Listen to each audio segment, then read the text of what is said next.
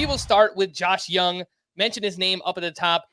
Both Chris and myself have Josh Jung as our 11th ranked third baseman. Scott has him down at 16. Scott, we'll start with you. Why are you lower than not just Chris and I, but lower than the consensus, lower than ADP on Josh Jung as well? Well, to be honest, I'm not sure what the consensus sees that I don't see. Josh Jung was a 266 hitter with a 781 OPS last year. And those numbers compare closer to like Ke'Bryan Hayes and Alec Boehm than they do to a lot of the guys that Josh Jung is being drafted around. And furthermore, he managed to have a 266 batting average and 783 OPS because he was, or 781 OPS, I should say, because he was crazy hot at the beginning of the year. It was very front loaded. April and May, he hit, I don't have the numbers exactly here. I have it, Scott. 842 OPS in April, 918 in May. Yeah, so he went into June batting 295 with an 872 OPS, and the rest of the way, Josh Jung hit 244 with a 712 OPS. And furthermore, when he was hot at the beginning of the season, I said, hey, I don't see it in the data. I think this guy's going to cool off, and that's exactly what happened. So, I mean, for me, it's a simple matter of this is where Josh Jung's numbers say he should be ranked, and so I'm going to rank him there. And I'm actually interested in hearing your arguments because I don't understand why so many are so enthusiastic for Josh Jung. I'll start off and then I'll throw it your way, Chris. I think instead of looking at his season as just two parts, I would look at it as three parts where he was amazing in the first 2 months.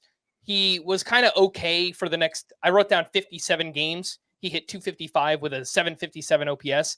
But then he fractured his thumb. He came back his final 13 games of the season, whatever. He hit under 200, 1 homer, 515 OPS.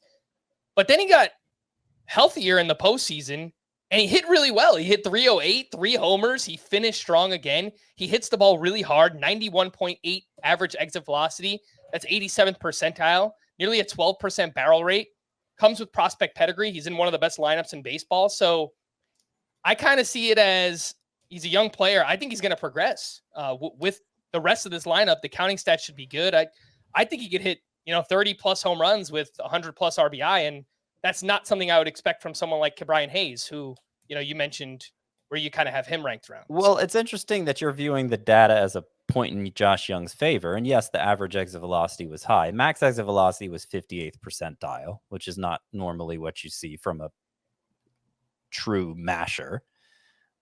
Struck out nearly 30% rate. His expected stats are pretty much in line with his actual stats. Now, maybe that injury, thumb injury, you said? Thumb injury, yeah. Yeah, maybe that brought those numbers down.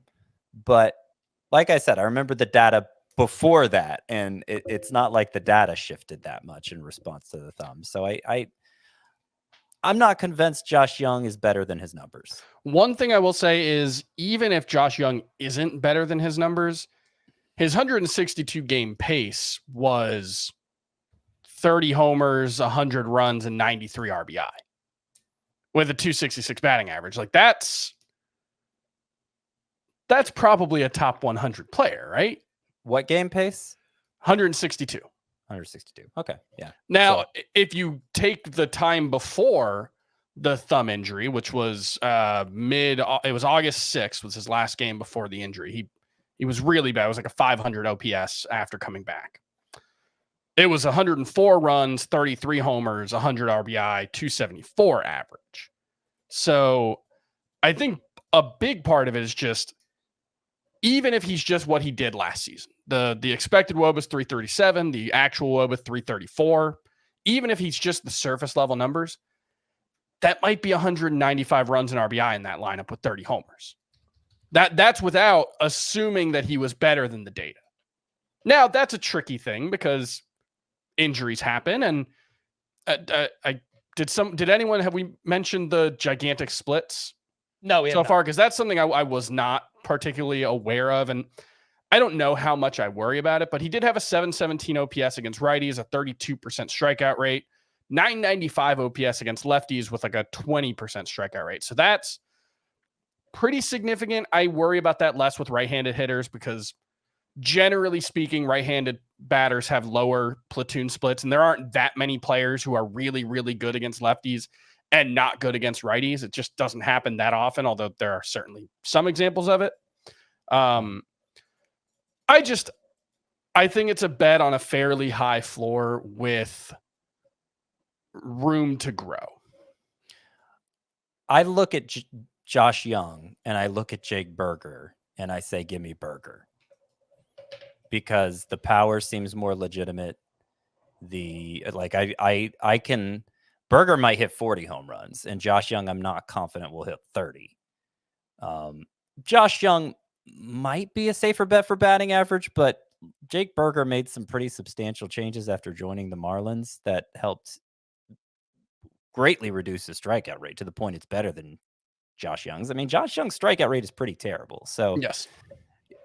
Yeah, I mean, I don't know. I guess I feel like everybody's kind of seeing him through rose-colored glasses, Josh Jung, and I'm like, there are a lot of weak points here. And one thing that's worth pointing out is he's pretty old for a guy who has only had the one good season because, obviously, like a lot of prospects, 2020 changed his trajectory, and then he missed the year with that shoulder injury, I think. So, he's older than you might think, Josh Jung. So I'm not moving him, but I get the skepticism. And I really like Jake Berger too. I think the takeaway might be maybe we're all just too low on Jake Berger. Maybe him and Josh Jung should just be some of us are closer ranked. Yeah, I really like Jake Berger too. I think one key difference is obviously the lineup context. The Rangers lineup is going to be much better than the Marlins, which could help counting stats, but that's the biggest point in Young's favor. I agree. Yeah, I'm not sure that means they should be going 50 or 60 spots apart like they are right now.